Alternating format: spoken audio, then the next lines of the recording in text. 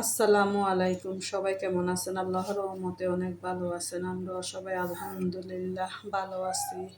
একটু বাইরে যাইতেছি, ভাল লাগতেছে না, শরীরটা খুব অসুস্থ লাগতেছে। মেয়ে বলতেছে, আম্মু একটু বাইরে চলো, আমারও ভাল লাগে না বাসার মধ্যে।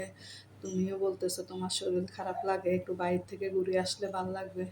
তাই মেয়েকে নিয়ে একটু বাইরে আসলাম। বাইরে আসি, দেখি কি কিনা যায়।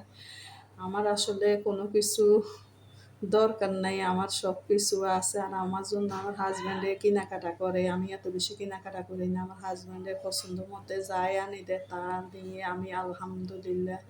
আর ছেলে মেয়েকে টাকা দিয়ে দিই, ওদের জিনিসপত্র ওরা পছন্দ করে কিনে। মেয়ে দেখে কি কিনতেছে, খালি ঘুরি ঘুরি দেখতেছে। মানে সারাদিন রোজা রাখি তো, কিন্তু আলহামদুলিল্লাহ রোজাগুলো খুব সুন্দরভাবে কাটতেছে। মানে পানি খাওয়া হয় না তো, সেই জন্য মানে শরীর অনেক মানে জ্বালা পোড়া অশান্তি, মানে কি আর বলবো, এত খারাপ লাগতেছে। মেয়েকে বলতেছি যা কিনবা তাড়াতাড়ি কিনে চলে আসো বাসায়। পরে টুকিটাকি মেয়ে কি কি কিনছে, আবি যাবি 1200-1300 টাকার বেশি কিছু কিনে নাই। কিনি তারপরে বাসা আসি, রান্নাগুলো বসে দিলাম। এখানে পাট শাক ভাজি করবো। তারপরে পেঁপে আনছে 3-4টা, আজকে অনেক দিন হয়েছে পড়ে গেছে, কেউ পেঁপে খাইতে চায় না, তাই পেঁপে দিয়ে মুগ ডাল দিয়ে রান্না করব।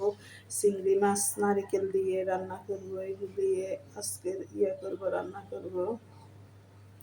তারপরে মাংস তরকারি আছে রান্না করা। গরুর মাংস একসাথে যদি রান্না করি 3-4 দিন চলে যায়, ফ্রিজ থেকে একটু একটু গরম করে খাওয়ার সময় নিই। এখানে পেঁপে দিয়ে ডাল দিয়ে আমার মেয়ে একটু খায়, কিন্তু ছেলে একদমও পছন্দ করে না। আমার ছেলে বলে যে আমার ভাল লাগে না আম্মু এগুলো খাইতে।